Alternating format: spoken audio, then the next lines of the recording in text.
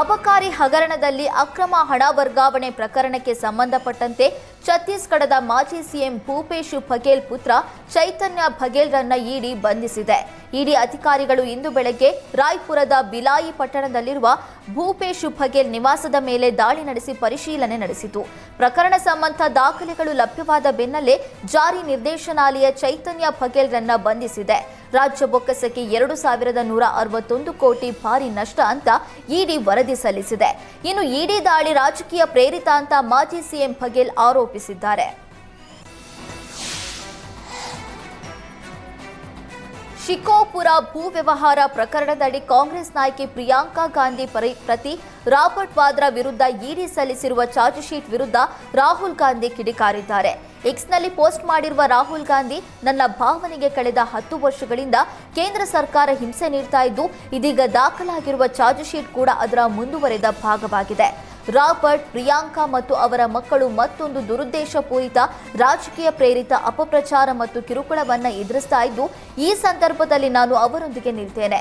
ಅವರೆಲ್ಲರೂ ಯಾವುದೇ ರೀತಿಯ ಕಿರುಕುಳ ಪರಿಸ್ಥಿತಿ ಎದುರಿಸುವಂತ ಧೈರ್ಯಶಾಲಿಗಳಾಗಿದ್ದಾರೆ. ಸತ್ಯ ಎಂದಿಗೂ ಮೇಲುಗೈ ಸಾಧಿಸುತ್ತೆ ಅಂತ ಟ್ವೀಟ್ ಮಾಡಿದ್ದಾರೆ.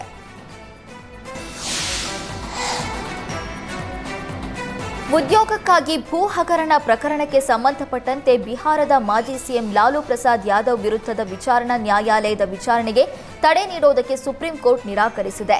ತನಿಖಾ ಸಂಸ್ಥೆಯು ದಾಖಲಿಸಿರುವ ಎಫ್ಐಆರ್ ರದ್ದುಗೊಳಿಸುವಂತೆ ಲಾಲೂ ಪ್ರಸಾದ್ ಯಾದವ್ ಸಲ್ಲಿಸಿದ ಅರ್ಜಿಯ ಮೇರೆಗೆ ಹೈಕೋರ್ಟ್ ಸಿಬಿಐಗೆ ನೋಟಿಸ್ ಜಾರಿ ಮಾಡಿ ವಿಚಾರಣೆಯನ್ನ ಆಗಸ್ಟ್ 12ಕ್ಕೆ ಮುಂದೂಡಿದೆ.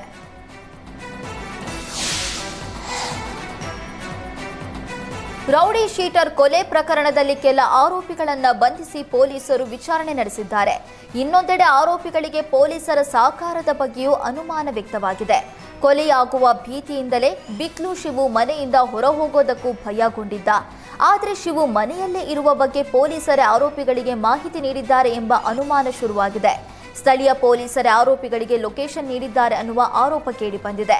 ಆರೋಪಿಗಳಿಗೆ ಸರೆಂಡರ್ ಆಗೋದಕ್ಕೆ ಪ್ಲಾನ್ ನೀಡಿದ್ದು ಪೊಲೀಸರೇ ಎಂಬ ಚರ್ಚೆ ಶುರುವಾಗಿದೆ.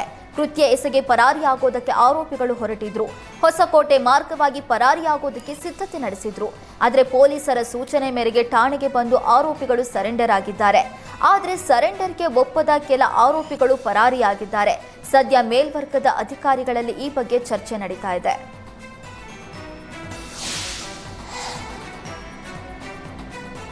ರೌಡಿ ಶೀಟರ್ ಬಿಕ್ಲು ಶಿವ ಹತ್ಯೆ ಪ್ರಕರಣದ ಮಾಸ್ಟರ್ ಮೈಂಡ್ ಜಗದೀಶ್ ಅಲಿಯಾಸ್ ಜಗ್ಗನಿಗಾಗಿ ಪೊಲೀಸರು ಹುಡುಕಾಟ ನಡೆಸ್ತಾ ಇದ್ದಾರೆ.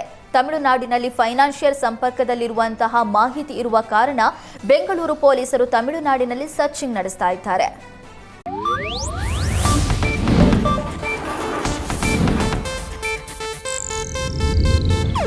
ಇದು ಏಷ್ಯಾನೆಟ್ ನ್ಯೂಸ್ ನೆಟ್ವರ್ಕ್ ಪ್ರಸ್ತುತಿ.